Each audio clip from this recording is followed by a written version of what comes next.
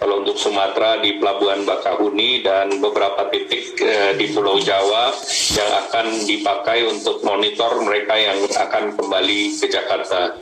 Dari segi total kasus sendiri, kita melihat secara keseluruhan itu kita mengalami perbaikan. Dari kasus terkonfirmasi itu ada 2.633 kasus, kemudian kasus aktif 5,4%. Kesembuhan 91,8 dan meninggal 2,8.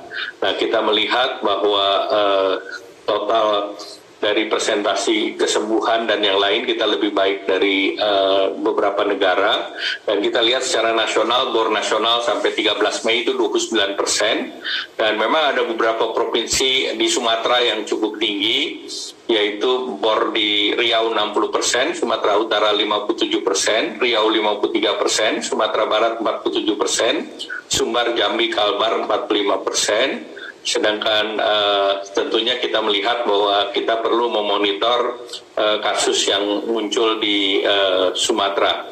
Namun tentunya kita lihat dari berbagai pertambahan itu, misalnya Riau itu angkanya menaik cukup tinggi. Kepulauan Riau sudah mulai menurun walaupun di atas angka 100, Aceh di atas 75, sedangkan Sumatera Barat sudah di bawah 300.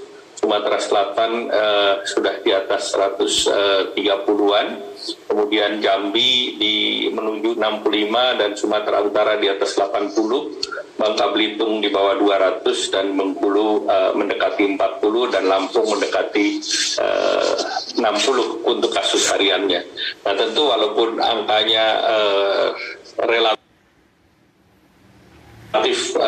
terkendali, namun peningkatan ini tetap perlu diwaspadai, dan penyekatan yang dilakukan tentu terbukti dalam tanda petik lebih efektif daripada tahun lalu.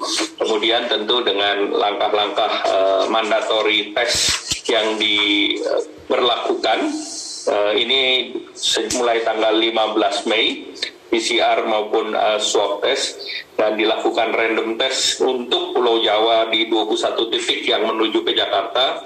Diharapkan ini bisa lebih memonitor pergerakan ataupun mobilitas masyarakat yang bisa kita untuk mencegah tidak terjadi di ibu kota ataupun di wilayah-wilayah lain. Ya, terima kasih.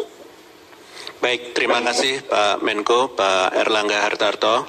Jadi kalau dilihat, nanti mungkin sebentar lagi dijelaskan oleh Bapak Menteri Perhubungan bahwa ternyata setelah dilakukan peniadaan mudik, kebijakan ini kasus yang mobilitasnya ternyata bisa termonitor hanya sekitar 1,5 juta, padahal mungkin hasil surveinya menunjukkan angka yang cukup besar, dan ternyata sekarang kita harus berhadapan dengan 1,5 juta. Untuk itu kami mohon kepada Bapak Menteri Perhubungan, Pak Budi Karya Sumadi, untuk bisa mungkin menjelaskan tentang bagaimana Kementerian Perhubungan ini mengatur pengendalian dan mitigasi dari mobilitas pada titik-titik strategis yang telah ditetapkan dalam sejumlah rapat koordinasi dengan semua pemangku kepentingan dalam